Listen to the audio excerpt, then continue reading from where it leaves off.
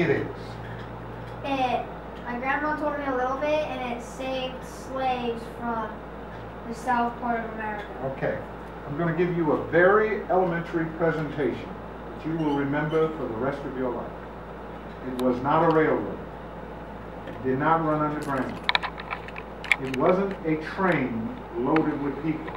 Going through caves. It was people helping people. And that was People that looked like me were considered property.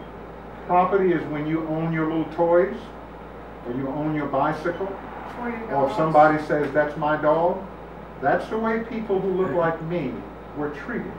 And so this country had to grow. And to grow, everybody wanted to be equal. No, not like this, but like this. People who did not want that wanted to spend money. Now this is a country, and I'm going to tell you how old we are. You probably don't know that we are 236 years old. 236 years old. There are other countries that are a lot older than we are. Those countries are no longer around. Greece is not as powerful as it used to be. Rome is not as powerful as it used to be. America is young and is the most powerful country in the world. You are very fortunate to live in America. But people like me and you were separated. They would not let people like me learn how to read and write.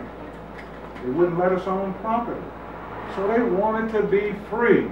You know what freedom means?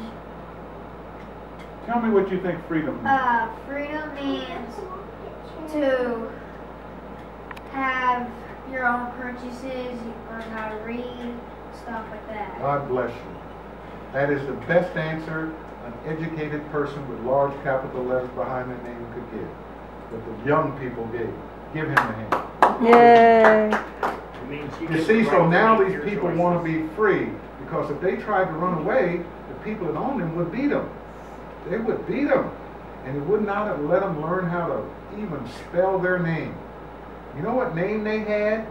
The name of the owner. So if your name, what is your name? David. What is it? David. David. And say George Washington owns you. Did you know George Washington, our first president, owned slaves? So they would call you David. Now what is your last name? Edwards. Edwards. You know what your name would be then if you were a slave? David Washington. You would not be able to use your last name because people owned you, and it wasn't against the law. We have come a long way. So the Underground Railroad was a vehicle of helping people to get their freedom. And they had a lot of people helping people. White people, red people, black people helping each other. That was the Underground Railroad. And it lasted almost 200 years until we had a big war. You know what the name of that war was? Civil War. That's right. And people like me were able to be a little bit freer. You see that water fountain over there? Yeah.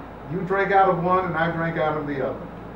It was against the law for me to drink out of yours and against the law for me to drink out of yours. Now that's the history of America. We are going to be better off because of young people like you who want to know. But remember this, no one is better than anyone else. I want you to always respect your mother and your father. And when you grow up and you're working with someone like me, you will be able to determine yourself. You cut your hand, your blood is red, what color is mine?